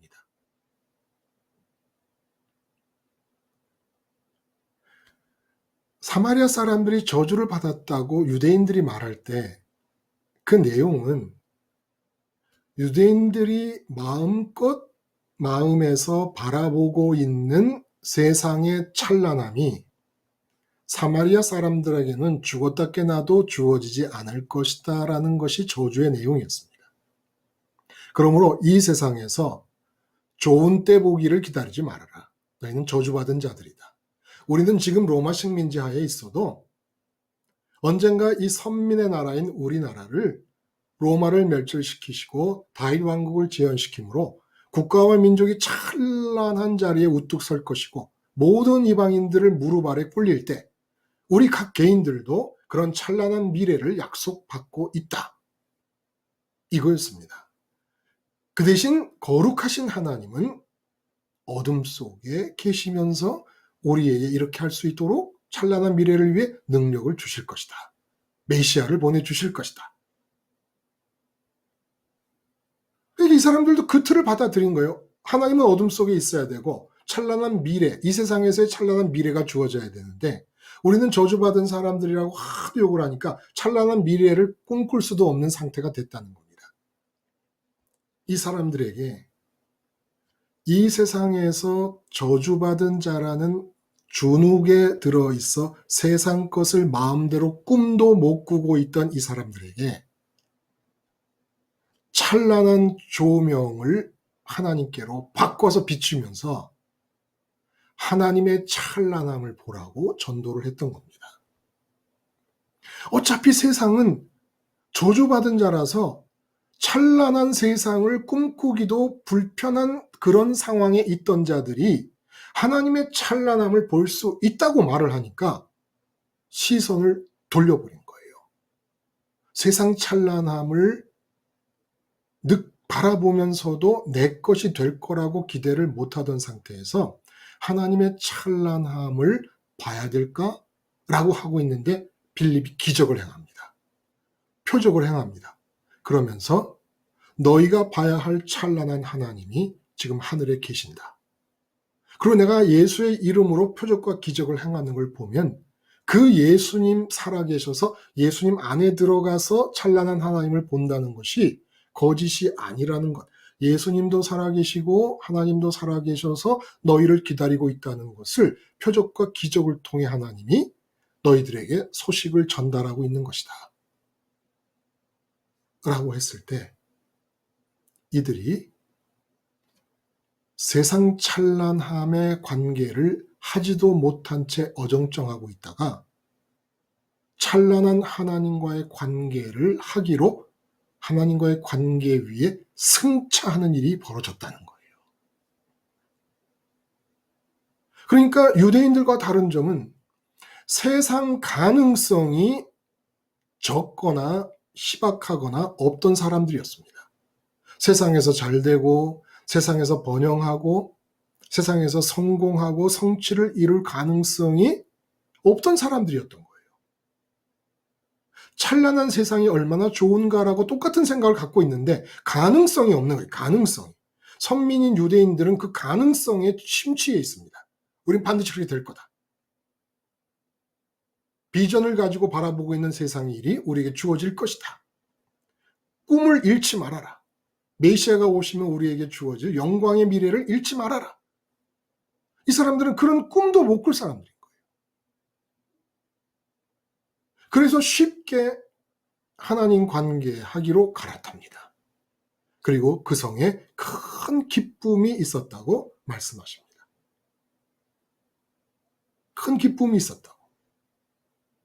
이 기쁨과 사울의 분노, 유대인들의 분노를 한번 비교를 해보세요. 무엇 때문에 이런 차이가 나는 것일까? 사마리아인들이 유대인들과 달랐던 것은 세상에 대해 절망하고 있었다는 것입니다. 세상에 대한 바램이, 절망이 뭐예요? 끊어졌다는 거예요. 바램이 끊어졌다는 거예요. 세상에 대한 바람이 안 끊어진 사람들은 절대 하나님 관계하기를 하지 못합니다. 하나님의 이름을 부르는 것도 세상 관계하기를 위해서 부르는 거예요. 유대인들처럼 사울처럼 세상을 관계합니다. 세상을 관계한다는 것은 마음으로 첫 번째로 본다는 거예요. 내가 지금 건강했으면 좋겠다. 그러면 건강과 관계하는 겁니다. 근데 하나님을 찾는 것은 관계하기를 위한 부수적인 조건이 되는 것이죠. 하나님을 관계하는 게 아닙니다. 하나님은 마음에서 첫 번째로 볼 수 없는 한 관계할 수가 없는 분이십니다. 왜? 거룩한 분이시기 때문에. 거룩한 분이라서 어둠 속에 계셔야 될 분이 아니라 거룩한 분이라서 반드시 마음의 첫 번째로 보여야만 합니다.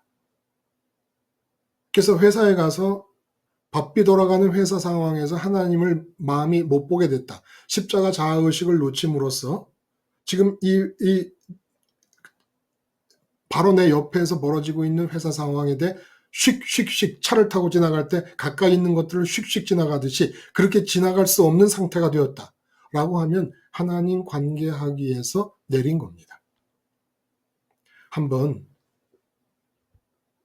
죽으면 죽으리라라고 하는 생각을 에스더의 생각을 하고 자꾸 나로 하여금 하나님 관계하기에서 하차하기를 요구하는 내 마음의 1등의 관심거리가 되기를 요구하는 것들 앞에서 한번 버텨보는 겁니다. 모독하는 마음으로. 지금 내 앞에, 눈앞에 보이는 그 대상을 모독하는 마음으로. 당신 없어도, 그대 없어도, 너 없어도 나는 차 안에 탄 사람이 승차감을 오롯이 혼자 느끼듯이 그렇게 오롯이 하나님 관계하기로부터 나의 기쁨과 만족은 다 느낄 수 있어. 라고 모독을 좀 하세요. 세상을 너무 숭배하지 마세요. 세상에 있음을 느끼며 세상의 좋음을 확신하고 세상 것이 어떻게 돼야 된다라는 바람을 가지면서 너무 세상을 숭배하지 마세요. 너무 세상의 찬란함을 찬양하고 그렇게 신뢰를 주지 마세요.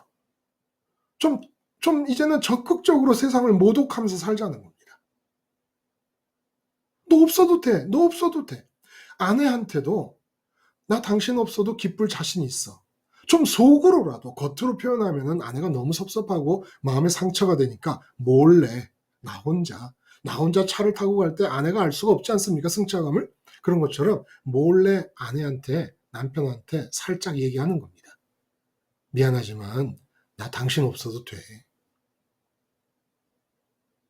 자식들한테도 내가 지금 너희들 먹여 살리고 입히고 있고 뭐 이렇게 해서 잔소리하고 잘되라 그러고 뭐라 그러고 있지만 실제로 내 마음은 너 상관없고 하나님만 있으면 돼. 겉으로 말하면 상처받으니까. 사장님한테도 겉으로 말하면 상처받아서 잘릴 수 있으니까 속으로 사장님 저 자르려면 자르세요. 당신이 자를 수 있는 게 아니라 이 직장이라고 하는 문제는 어차피 하나님이 관계하시는 것이니까 나 이 회사에서 잘려도 걱정 없습니다 하고 좀 회사를 모독을 하세요. 그리고 사장님의 인사권을 좀 모독을 하자는 겁니다. 너무 그렇게 막 크게 보고 숭배하고 마음에서 첫 번째로 보고 그래서 돈도 좀 모독을 해나가기 시작하는 거예요. 이제 돈을 갖고 싶다라는 일념으로 평생을 살았잖아요. 근데 이제는 돈을 모독하는 방식으로 관계를 하는 겁니다. 그럼 하나님이 관계하시는 거에 되겠죠. 그래서 여러분 오해하지 마세요. 복음은 거듭 말씀드리지만 금욕주의가 아닙니다. 응? 금욕주의는 예를 들어 명품차를 내가 기쁨으로 여기는데 참는 거예요. 그게 금욕이에요. 응? 욕구를 금한다는 겁니다.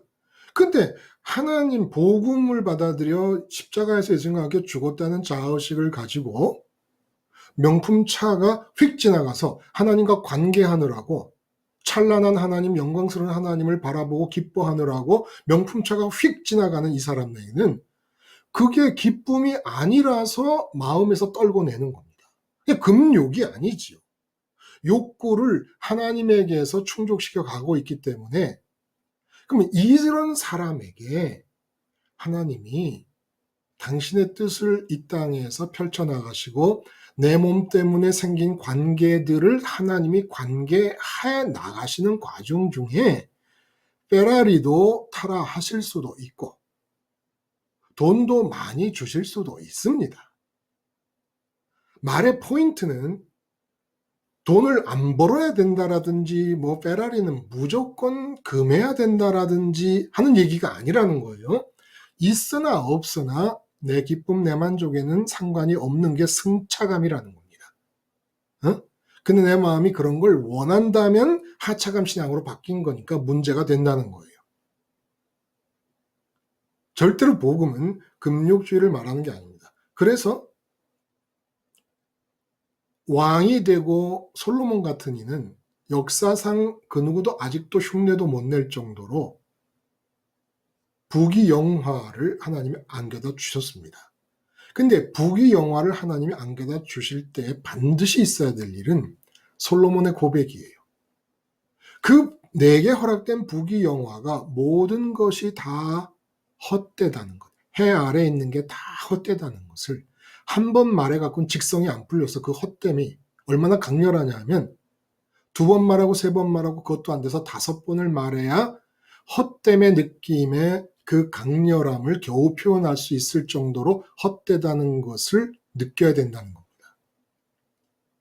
하나님이 부귀영화를 뜻을 실현하고 하나님이 관계하기를 해 나가시기 위하여 허락하신 것들을 딱 붙잡아 버리면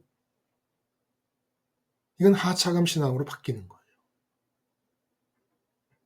그러니까 세상 것이 승차감 신앙을 갖고 있는 사람들에게 어떤 의미가 있냐라는 걸 여러분 다 아시겠죠?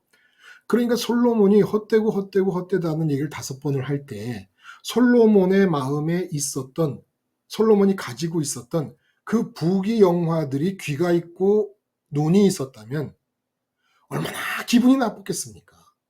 응? 아니 우리를 향해서 헛되다는 얘기를 2번만 하고 3번만 해도 기분이 나쁠 텐데 5번을 해야 됩니다. 헛되다. 그러니까 솔로몬의 소유 속에 있던 그 부귀영화가 화가 나겠습니까? 안 나겠습니까? 응? 그럼 각기는 왜 갔냐 말이야. 응? 그 정도로 느껴져야 된다는 거예요.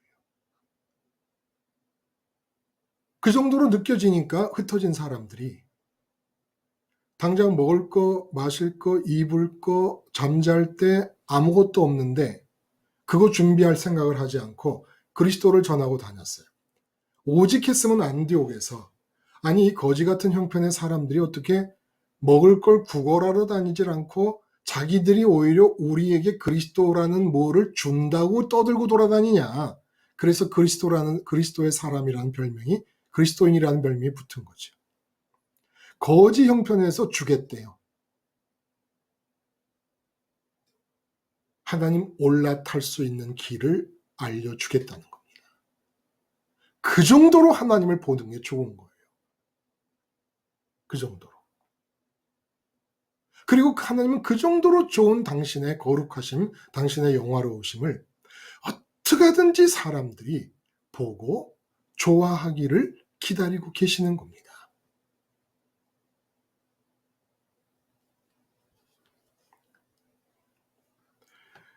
하차감 신앙이 승차감 신앙을 박해했습니다. 그 이유를 우리가 지금까지 구약 선민들, 구약으로부터 예수님 시절까지 이어지고 있던 그 선민들의 영적 상태를 함께 생각함으로써 이유를 밝혀본 거예요. 왜 그렇게 분노하면서 박해를 했는가?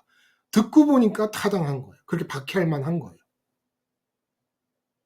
하나님을 거룩하신 분이라는 명분 아래 어둠 속에 귀양살이 보내지 않고 하나님을 본다고 하고 있고, 영화로운 세상은 휙휙 지나가면서 존재의 의미 자체를 거부해버리는, 세상을 모독하는, 그렇게 찬란한 세상을 숭배하고 있는 유대 종교 사람들 앞에서 세상을 모독해버리는 그런 상황.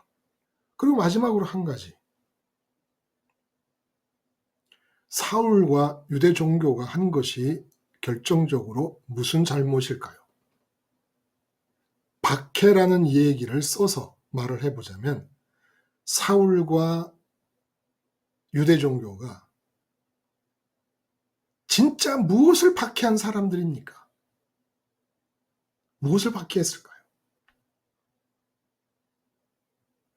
한번 생각해 보실 수 있겠어요, 여러분?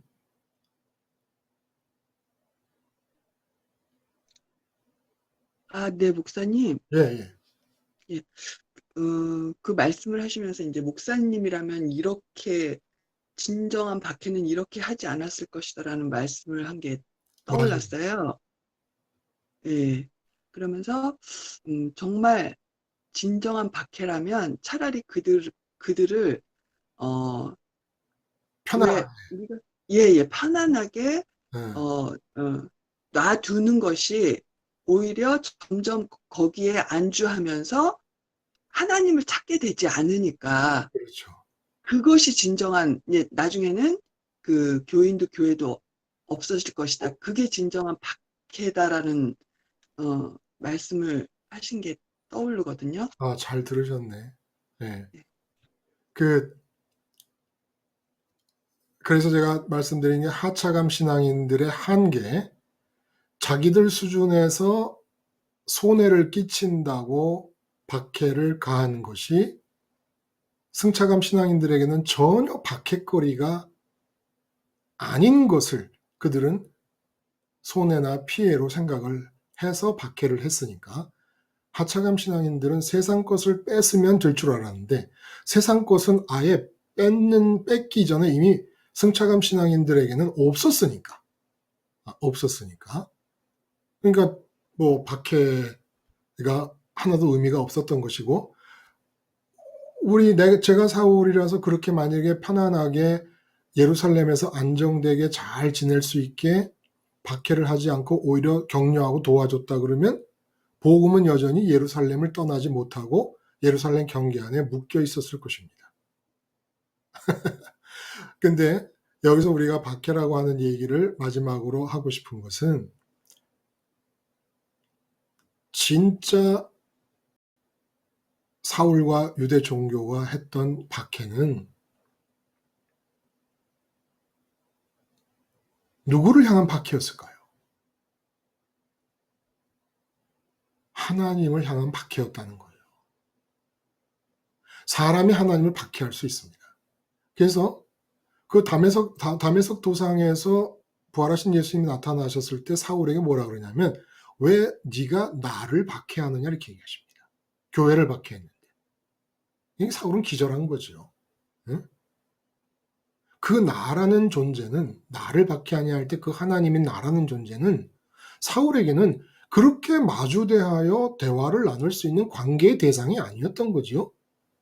근데 그렇게 관계의 대상으로 보지 않고 첫 번째로 하나님이 보여야 될 그 자리에 내 아내를 첫 번째로 뒀다. 남편을 첫 번째로 뒀다. 박해가 뭡니까?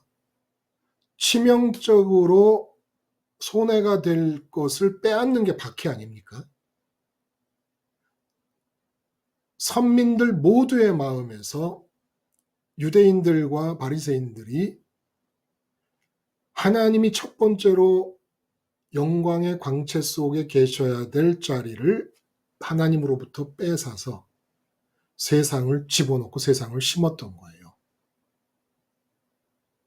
그러니까 모든 선민의 마음에서 하나님의 자리를 하나님으로부터 박탈시켜버린 겁니다. 실제로. 그러므로 교인을 박해하기 전에 철저한 1000년이 넘도록, 1000년이 넘는 세월, 아니 1500년, 출애굽이 1450년에 일어났으니까 예수님 때까지 1500년 세월을 하나님을 박해한 자들이 누구냐면 이방인들이 아닙니다. 바로 선민들이었습니다. 선민들. 지금도 내가 아내를 첫 번째로 바라보고 있잖아요. 휙 지나가지 않고 하나님 관계하기를 올라타서 휙 지나가는 대신에 아내를 첫 번째로, 남편을 첫 번째로, 자녀를 첫 번째로, 돈을 첫 번째로, 건강을 첫 번째로 보고 있지 않습니까? 그러면 하나님에게서 내 마음에서 첫 번째 자리를 빼앗아 버린 하나님 박해를 하고 있는 중이라는 거예요. 하나님을 박해하면서 무슨 수로 행복할 수 있겠습니까? 단 한순간인들. 유대인 모두가 다 자기 마음에서 하나님을 박해하는 사람들이었고, 그 하나님을 받아들인 사람들에 대해서 왜 하나님을 박해하지 않느냐고 박해를 가한 것입니다. 네 마음에서도 똑같이 하나님이 영광스러운 첫 번째 자리가 박탈될 수 있도록 하나님을 박해해라. 그것이 하나님을 위하는 길이다. 그것이 하나님을 공경하는 길이다. 이렇게 생각을 한 거예요. 사람들. 그래서 목사님이 강단에서 예수 믿으면 여러분들이 이 세상에서 뭐 성공할 수 있습니다. 라는 것은 무슨 얘기냐? 우리 모두 힘을 합쳐 여러분 각자의 마음속에서 하나님을 박해해서 하나님을 몰아냅시다. 그리고 여러분들이 하나님으로부터 받을 수 있는 미래를 첫 번째 자리에 모셔드립시다. 라는 것과 똑같은 거라는 거예요. 그러므로 교회 역사는, 교인들이라는 사람들의 역사는 하나님 박해의 역사였습니다. 박해를 받았다고 그래요? 박해를 받은 것은 하나님이 첫 번째 자리로 오실 수 있기 위한 필연적 섭리였습니다. 기독교인이 박해를 받은 것은 그대로 박해 없이 내버려 뒀다면 예루살렘 교인들로 어느덧 서서히 마음이 세상과 붙으면서 찬란한 세상이 첫 번째 자리에 오면서 하나님을 박해하는 자리, 하나님에게서 첫 번째 자리를 박탈하는 그런 사람들로 바뀌어 갔을 것입니다. 그러므로 기독교인들이나 그리스도인들이 세상에서 박해를 받는 일은 하나님을 공경할 수 있기 위하여 굉장히 유리한 조건이 만들어지는 거였습니다. 중세 때 그 고대가 470년에 로마의 서로마가 망하면서 고대가 끝나고 중세가 시작되지 않습니까? 중세를 거치면서 기독교가 국가의 종교로 공인이 되는 바람에 기독교 종교의 모든 사람들은 세상의 영광을 첫 번째로 보는 하나님의 박해자의 시간이었습니다. 중세 1000년이. 이제 우리가 우리 마음에서 세상을 박해해야 됩니다. 세상에게 돌아갔던 영광의 자리를 박탈시켜야 됩니다. 세상을 모독해야 됩니다. 세상을 박해해야 됩니다. 오직 하나님만이 1등인 상태를 가정에서, 직장에서, 시장에서 유지해 나갈 수 있기 위하여 시장에서 돌아다니는 가치를 박해할 것이고 모욕할 것이며, 가정에서 통용되는 가치와 이 세상의 찬란함을 모독할 것이고, 직장에서 통용되는 가치 기준을 모독할 것입니다. 박해할 것입니다. 박해가 뭡니까? 내 마음의 첫 번째 자리에서 물러가라 라는 겁니다. 그렇게 박해해서 쫓아내면 내 마음에서 흐트러진 모든 관계들을 하나님께서 관계하실 것입니다.